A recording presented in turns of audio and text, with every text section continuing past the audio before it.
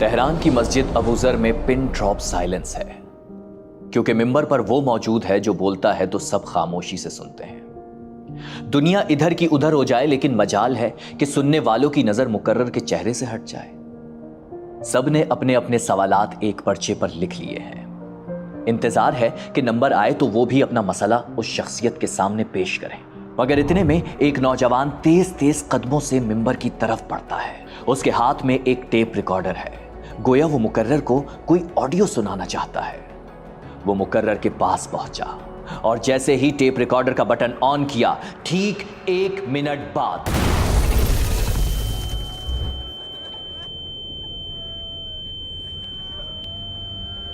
دھوئیں کے بادل چھٹے تو ممبر نظر آیا، مگر وہ خالی تھا۔ چیخو پکار مچ گیا۔ وہ مقرر جسے سنتے سنتے کان نہیں تھکتے تھے، آنکھیں جس کے چہرے سے نہیں ہٹ رہی تھی، وہ زخموں سے چور زمین پر پڑا تھا۔ ہاں، ٹارگٹ وہی تھا، مگر کچھ دن میں خبر آئی کہ دشمن ناکام ہو گیا ہے، کیونکہ اتنا قریب دھماکہ ہونے کے باوجود وہ مقرر زندہ تھا۔ کون تھا وہ؟ موت کو چھو کر واپس آنے والا، خمینی کی آنکھ کا تارا بننے والا، ایران کے انقلابیوں کے دل میں اتر جانے والا، مڈل ایسٹ کی سیاسی بساط پر کامیاب چالے چلنے والا، پابندیوں کے باوجود ایران کو طاقتور بنانے والا، آنکھوں میں آنکھیں ڈال کر امریکہ کو للکارنے والا، جوانی میں خود میدان میں لڑنے والا، بڑھاپے میں ادھورے جسم کے باوجود خطے میں بڑی جنگ جیتنے والا، ایٹمی قوت بننے کا خواب پورا کرنے کی کوشش کرنے والا، دنیا میں شیعہ و سنی اتحاد کا پرچار کرنے والا، وہ امام جس کا خطبہ واشنگٹن، لندن اور تل ابیب میں بھی سنا جاتا، کوئی اور نہیں، وہ تھا ایران کا سپریم لیڈر آیت اللہ سید علی حسینی خامنائی۔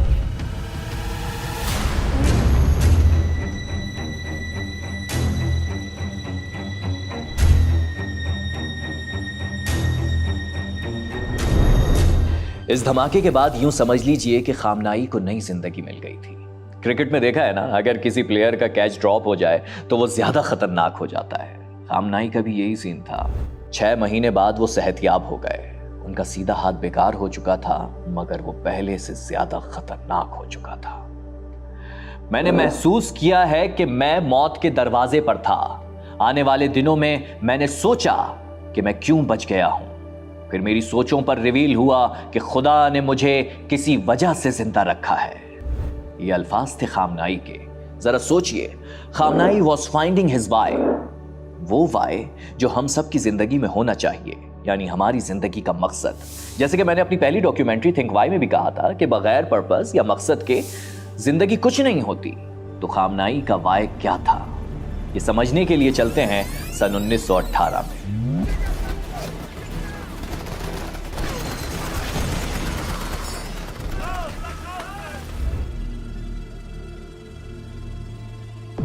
پہلی جنگ عظیم ختم ہو چکی ہے۔ صدیوں تک دنیا پر حکمرانی کرنے والی خلافت عثمانیہ کا شراسہ بکھر رہا ہے۔ مسلمانوں پر آزمائشوں کے پہاڑ ٹوٹ رہے ہیں۔ ہندوستان میں محمد علی جوہر کی زیر قیادت تحریک خلافت زوروں پر ہے، لیکن ادھر 1922 میں ترک رہنما کمال اتا ترک نے باضابطہ طور پر خلافت کا خاتمہ کرنے کا اعلان کر دیا۔ 600 سال حکمرانی کرنے والی خلافت ختم ہو گئی۔ اقبال نے کہا، چاک کر دی ترک نادان خلافت کی قبا، سادگی مسلم کی دیکھ اوروں کی عیاری بھی دے۔ مسلمان اب امت کے بجائے مختلف اقوام میں تقسیم ہو گئے۔ اسلامی ریاست کی جگہ نیشن اسٹیٹس نے لینا شروع کر دی۔ دین اور دنیا کی جدائی کا نعرہ لگ رہا ہے۔ مسلمان جو کل تک ایک امت تھے، وہ ترک، عرب اور ایرانی بن گئے۔ مغربی ممالک نے مسلم سیاسی قائدین کو ورغلایا کہ ترقی چاہیے تو اسلام کو ریاست و سیاست سے الگ کر کے صرف مسجد تک محدود کر دو۔ اسلامی معاشرے کی جگہ سیکولر معاشرہ ترقی کا ضامن ہوگا۔ کمال اتا ترک سیکولر ترکی کے فاؤنڈر بن گئے۔ وہاں آذان تک دینے پر پابندی لگ گئی۔ ادھر پہلوی خاندان کے شاہ محمد رضا نے ایران میں بگاڑ پیدا کر دی۔ جدیدیت اور روشن خیالی کا نام لے کر جسم پر کپڑے کم کر دیے، برقعے نوچ لیے۔ عالم عرب بھی قوم پرستی کی لپیٹ میں آ گیا۔ اور پھر ٹھیک اسی وقت 4 شخصیات دنیا کے منظر نامے پر ابھری۔ انہوں نے دین و سیاست کی جدائی کا نیریٹو بدل کر دین و سیاست کی یکجائی کا علم بلند کیا، سیکولر ریاست کے مقابلے پر اسلامی ریاست کا تصور دیا اور اپنے اپنے خطوں میں موومنٹ شروع کر دی۔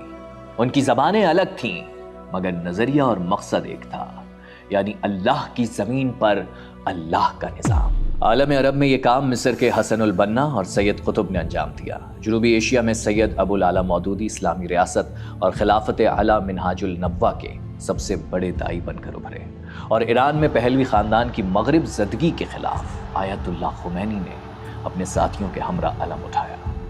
اور اسی ماحول میں ایران کے مقدس شہر مشہد میں عالم دین جواد خامنائی کے گھر ایک ایسے بچے کی ولادت ہوتی ہے جو اسلامی ریاست کی لیگیسی کو آگے لے کر چلنے والا تھا، نہ ڈرنے والا نہ جھکنے والا تھا۔ سال تھا 1939 اور بچے کا نام رکھا گیا سید علی خامنائی۔ یہ ایک کمرے کے ایک چھوٹے سے گھر میں پلے بڑے، جس کا رقبہ زیادہ سے زیادہ 65 اسکوائر میٹر ہوگا۔ خامنائی کے والد چونکہ عالم دین تھے تو جب لوگ اپنے مسائل لے کر آتے تو خاندان کے باقی افراد اس چھوٹے سے گھر کے مکان کی بیسمنٹ میں چلے جاتے۔ بچوں کو بھی یہی درس ملتا تھا کہ سادہ زندگی کس طرح بسر کی جاتی ہے۔ یہ دوسری عالمی جنگ کے آغاز کا دور تھا۔ برطانوی سامراج کا سورج غروب ہونے والا تھا، یعنی دنیا اب 2 حصوں میں بٹ رہی تھی۔ کمیونسٹ بلاک کی قیادت سوویت یونین نے سنبھالی اور سرمایہ دارانہ ڈیموکریسی کا وکیل امریکہ بن گیا۔ اب دونوں کیمپوں میں سر جنگ شروع ہو گئی، مگر مودودی، قطب، حسن البنا اور خمینی کا کہنا تھا کہ انسانیت کے مسائل کا حل کمیونسٹ یا سرمایہ دارانہ نظام میں نہیں بلکہ اسلام کے نظام میں ہے۔ اسلام اس دنیا پر غالب آئے گا تو انسانیت کو امن، عدل اور خوشحالی ملے گی۔ اور عین اسی دور میں خامنائی فیصلہ کرتے ہیں کہ وہ اپنے والد کے نقش قدم پر چلتے ہوئے ایک عالم بنیں گے۔ جانتے ہیں یہ شاہ محمد رضا پہلوی کا دور تھا، جو ایک سیکولر بادشاہ تھا اور مذہب کو قدیم اور مشکوک چیز سمجھتا تھا۔ اس کی حکومت میں یہ فیصلہ ایک مشکل کام تھا، لیکن جن کا وائے، زندگی کا مقصد بہت بڑا ہو، ان کے راستے مشکل ہی ہوا کرتے ہیں۔ اب یہ وہ دور آ گیا تھا جب آیت اللہ خمینی ایران کے ممتاز ترین علماء میں شامل ہو گئے تھے۔ ان کے 200 سے زائد شاگرد ایران اور بیرون ملک شیعہ مراکز میں پھیل گئے، جو نمازوں میں امامت کراتے، قرآن، فقہ و حدیث پڑھاتے، اور انہی میں سید علی خامنائی بھی تھے۔ خمینی نے دوسری جنگ عظیم کے اختتام پر اپنے سیاسی خیالات کا اظہار کھل کر کرنا شروع کر دیا۔ انہوں نے یہ کہنا شروع کر دیا کہ سیاست بھی اسلام کا اسی طرح حصہ ہے جیسے تصوف اور فقہ، اور یہ باتیں علی خامنائی کے دل کو چھو رہی تھیں۔ سال 1963 آ گیا۔ تہران اور قم میں شاہ ایران کے خلاف اور آیت اللہ خمینی کے حق میں مظاہرے شدت پکڑ رہے تھے۔ رضا شاہ پہلوی نے انہیں روکنے کے لیے طاقت کا وحشیانہ استعمال کیا۔ ہزاروں افراد نے اپنی جانیں قربان کر دی۔ پہلوی نے مظاہروں کو تو دبا دیا مگر عوام کو اپنے خلاف کر لیا، اور یہی اس کے زوال کا آغاز تھا۔ یہاں ایک حیرت انگیز پہلو سامنے آتا ہے۔ ایران میں ہونے والے مظاہروں اور مظاہرین کے حق میں پاکستان سے ایک مضبوط آواز اٹھی، مگر یہ آواز کسی شیعہ عالم کی نہیں تھی اور نہ ہی کسی امام بارگاہ سے اٹھی تھی، بلکہ یہ آواز تھی جماعت اسلامی کے بانی سید ابو العلا مودودی کی۔ جماعت اسلامی کے ماہانہ میگزین ترجمان القرآن میں 1963 کی اشاعت میں ایک مضمون شائع ہوا جس کا عنوان تھا ایران میں دین اور لادینیت کی کشمکش۔ اب مضمون کا چھپنا تھا کہ پاکستان میں ایرانی سفارت خانہ بھڑک اٹھا اور سخت احتجاج کیا۔ جنوری 1964 میں جماعت اسلامی کو خلاف قانون قرار دے کر مولانا مودودی اور مجلس شورا کے تمام ارکان کو گرفتار کر لیا گیا۔ خیر، بات کہیں اور نکل جائے گی، ہم واپس خامنائی پر آتے ہیں، جو 1962 میں ہی امام خمینی کے قریبی حلقے میں شامل ہو چکے تھے۔ مگر اب آزمائش کا دور شروع ہونے والا تھا۔ خامنائی ایک ایسے خطیب بن گئے تھے جن کی تقریریں شاہ ایران کو چبھنے لگی۔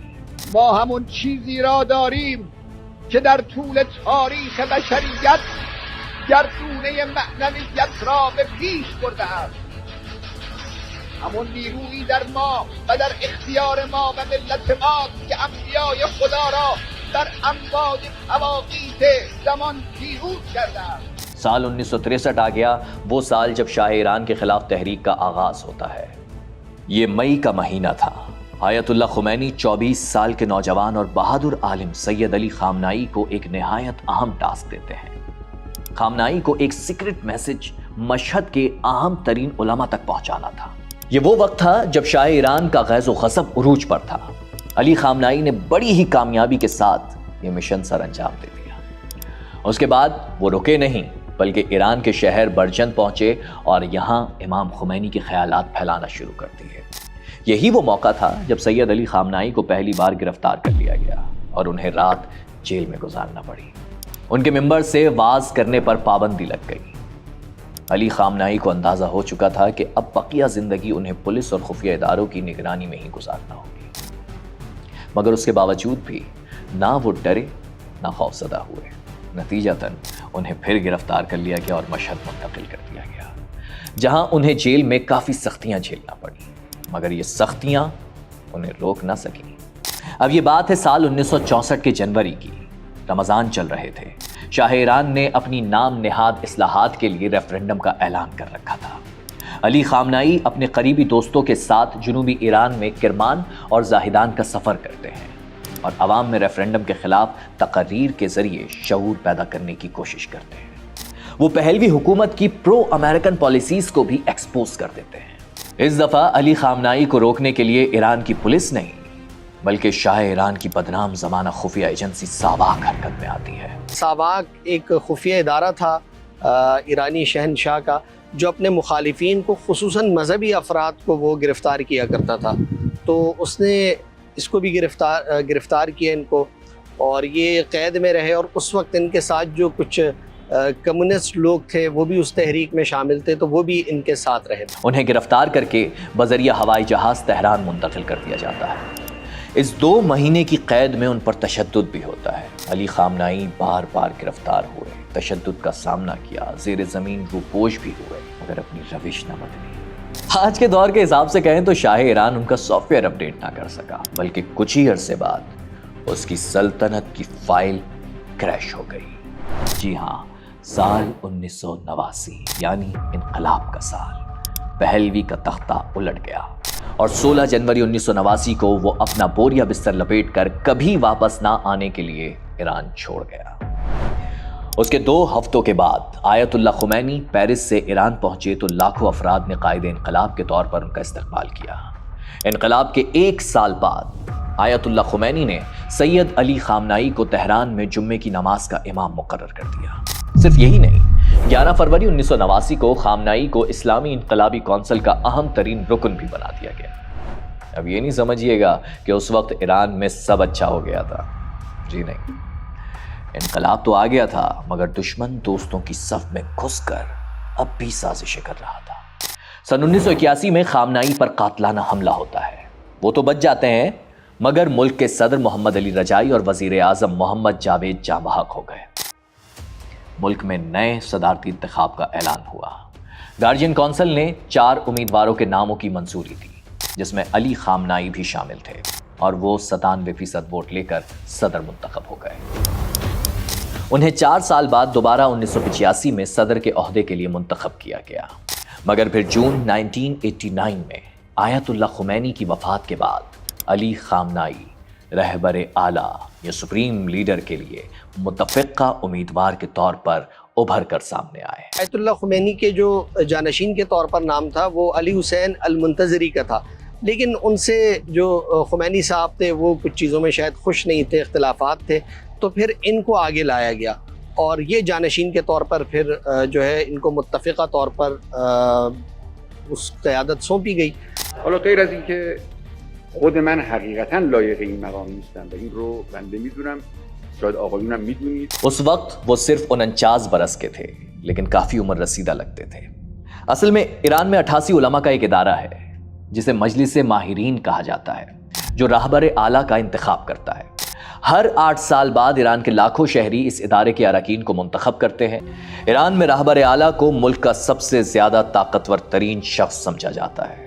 وہی مسلح افواج کا کمانڈر ان چیف بھی ہوتا ہے اور کسی بھی حکومتی معاملے میں ویٹو کرنے کی طاقت بھی رکھتا ہے۔ اور ایران کے سپریم لیڈر اب آیت اللہ سید علی خامنائی بن گئے تھے۔ دور جوانی میں شاہ ایران کا مقابلہ کرنے والا آج 86 سال کے بڑھاپے میں بھی اسرائیل کے سامنے ڈٹ کر کھڑا ہے۔ وہ کہتا ہے، من جان ناقابلی دارم،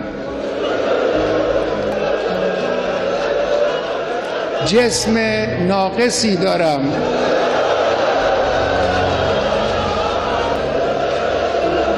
اندک آبرویی هم دارم که این رو هم خود شما به ما دادید. همه اینها رو من کف دست گرفتم، در راه این انقلاب و در راه اسلام فدا خواهم کرد۔ انہوں نے 1980 سے 1988 یعنی 8 سال تک عراقی ڈکٹیٹر صدام حسین کے خلاف جنگ لڑی، مگر قیادت اس وقت بھی امام خمینی کے پاس تھی۔ آج جب اسرائیل پوری قوت سے ایران پر حملہ آور ہے تو قیادت کا بوجھ سید علی خامنائی کے کندھوں پر ہے۔ اسرائیلی وزیر اعظم نتنیاہو کی خواہش ہے کہ وہ ایک ایسے شخص کے طور پر یاد رکھا جائے جس نے اسرائیل کو اگلے کئی سالوں تک ایک محفوظ ریاست میں تبدیل کر دیا۔ وہ اسرائیل کے ہر ممکن دشمن کو امریکہ کی مدد سے راستے سے ہٹا دینا چاہتا ہے۔ غزہ میں حماس، لبنان میں حزب اللہ، یمن میں حوثی اور ایران کی موجودہ حکومت یعنی آیت اللہ علی خامنائی، یہ وہ تنظیمیں اور لوگ ہیں جن کو نتنیاہو اسرائیل کے لیے بڑا خطرہ سمجھتا ہے۔ حماس اور حزب اللہ کی اعلیٰ قیادت کو راستے سے ہٹانے کے بعد اب بنیامین نتنیاہو پوری دنیا کے سامنے اعلان کر چکا ہے کہ علی خامنائی کو قتل کرنے سے جنگ ختم ہو جائے گی۔ سوال یہ ہے کہ اسرائیل کیوں ایران میں رجیم چینج چاہتا ہے؟ وجہ صرف ایک ہے کہ ایران اسرائیل کے خلاف مزاحمت کرنے والے گروپس کی اعلانیہ حمایت کرتا ہے۔ وہ حماس، حزب اللہ جیسی تنظیموں کا معاون مددگار ثابت ہوتا ہے۔ یہی بات اسرائیل کے لیے ناقابل قبول ہے۔ بنیامین نتنیاہو کا منصوبہ ایران میں رجیم چینج کر کے ایک ایسی حکومت بنانا تھا جو اسرائیل کے لیے نرم گوشہ رکھتی ہو، مگر ایسا ہو نہ سکا۔ چند سال قبل از این هم یک دولت مرد دیگر آمریکایی گفت ما باید ریشه ملت ایران رو از بین ببریم، بکنیم۔ احمق۔ یہ جنگ لڑی گئی نظریے کے اوپر اور عوام کی سپورٹ کے اوپر۔ یہ جو اس کو غلط فہمی تھی اسرائیل کو کہ ہم یہاں ریجم چینج کر دیں گے، تہران میں انقلاب لے آئیں گے اور علی رضا کو وہاں بھیج دیں گے، وہ پوری تقریریں بھی کر رہا ہے، تیاری بھی کرنی ہے، اسے سب کچھ کرنی ہے نا، اس کے اندر سب ناکام ہو گئی۔ یہ ناکام اس لیے ہوئی کہ ایران کی کم از کم میں کہتا ہوں 80% پاپولیشن جو ہے وہ ریولیوشن کے فیور میں آج بھی ہے۔ انقلاب کے مخالف لوگ موجود تو تھے نا، ایک بڑا ملک ہے تو وہ وقتاً فوقتاً اپنی تحریکیں اٹھاتے رہے، لیکن مجموعی طور پر اس کو پذیرائی نہیں مل سکی، یعنی اس کو ویسی پذیرائی نہیں مل سکی کہ کسی حکومت کی تبدیلی کا پیش خیمہ ہو۔ تو اس کا ایک مطلب تو یہ ہے کہ نظریاتی بنیادوں پر اس حکومت کی جو قبولیت ہے وہ موجود ہے، اگر وہ نہ ہوتی تو آج یہ اس بحران میں کھڑے نہیں ہوتے۔ اصل میں 7 اکتوبر 2023 کو جس جنگ کا آغاز غزہ سے ہوا تھا اس کے شعلے ایران تک پہنچے تو، مگر خامنائی کی پالیسیز نے انہیں ٹھنڈا کر دیا۔ یہاں سوال یہ ہے کہ کیا 7 اکتوبر کی حماس کی کارروائی کا ایران کو علم تھا؟ کیا آیت اللہ علی خامنائی، جنہوں نے ہمیشہ اہل فلسطین کی حمایت اور حماس کی معاونت کی ہے، اس بارے میں پہلے سے جانتے تھے؟ در حقیقت حماس نے اس آپریشن میں اس قدر سیکریسی کا مظاہرہ کیا کہ اپنے سب سے قریبی اتحادی ایران کو بھی اس کی خبر نہ ہونے دی۔ رائٹرز نے 16 نومبر 2023 کو یہ خبر دی تھی کہ خامنائی نے حماس رہنما اسماعیل ہنیہ کو یہ پیغام دیا تھا کہ آپ نے ہمیں 7 اکتوبر کے حملوں سے باخبر نہیں کیا تھا اور ہم آپ کی طرف سے جنگ میں داخل نہیں ہوں گے۔ رائٹرز نے حماس اور ایرانی آفیشلز کے حوالے سے بتایا کہ آیت اللہ خامنائی نے اسماعیل ہنیہ کو آگاہ کیا تھا کہ ہم آپ کی سیاسی اور اخلاقی حمایت جاری رکھیں گے مگر براہ راست مداخلت نہیں کریں گے۔ حماس نے رائٹرز کی اس رپورٹ کو بے بنیاد قرار دیا تھا، لیکن ایرانی وزیر خارجہ نے یہ بات کئی بار کہی، ہم نہیں چاہتے کہ اسرائیل حماس کی لڑائی پورے خطے میں پھیل جائے۔ آیت اللہ خامنائی نے 7 اکتوبر کے بعد محتاط حکمت عملی اپنائی، مگر اسرائیل ان کے حلیفوں کو نشانہ بناتے بناتے ایران تک آ پہنچا، اور جب جنگ گھر تک آ جائے تو لڑی ہی جاتی ہے۔ یہ ایران ہی ہے جس نے اسرائیل کو پوری دنیا کے سامنے رسوا کر دیا، بلکہ ایکسپوز بھی کر دیا۔ بلکہ اسرائیل ہی نہیں بلکہ امریکہ بھی، کیونکہ جب خامنائی کو جان سے مارنے کی دھمکیاں کام نہ آئیں تو امریکہ نے بھی اسرائیل کے ساتھ ایران پر حملہ کیا، لیکن وہ نہیں جانتا تھا کہ ایران امریکہ کو بھی بھرپور جواب دے دے گا۔ ایران نے امریکہ کی ایئر بیس کو قطر اور عراق میں نشانہ بنایا۔ اس سے پہلے بات آگے بڑھتی، ٹرمپ نے دونوں ہاتھ اوپر کر دیے اور اسرائیل سے سیز فائر کا کہا، مگر کیا کہیے بگڑے بچے کی طرح نیتن تو ٹرمپ کی بھی سننے کو تیار نہیں تھے۔ خیر، ٹرمپ کے کہنے پر انڈیا کی طرح اسرائیل تو سائلنٹ نہ ہوا، مگر ٹرمپ وائلنٹ ہو گئے۔ واپس خامنائی پر آتے ہیں، جنہوں نے صرف جنگ کی نہیں بلکہ امن کی بھی بات کی، مسلم اتحاد اور امن کے لیے بڑے کام کیے۔ انہوں نے 2 بڑے اہم فتاوی جاری کیے۔ ایک فتویٰ تو ان کا یہ تھا کہ جو سنیوں کے مقدسات ہیں، صحابہ اکرام ہیں، ازدواج مطہرات ہیں، ان کی توہین نہیں کی جا سکتی، اس کو انہوں نے حرام قرار دیا۔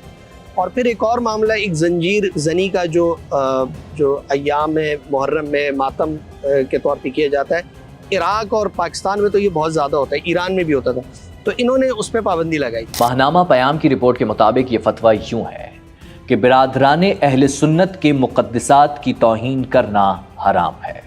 آیت اللہ علی خامنائی کے اس فتوے کی شیعہ اکابرین نے بھی تائید کی، اور شیخ الازہر سمیت عالم اسلام کے متعدد سنی رہنماؤں نے اس کا خیر مقدم کیا۔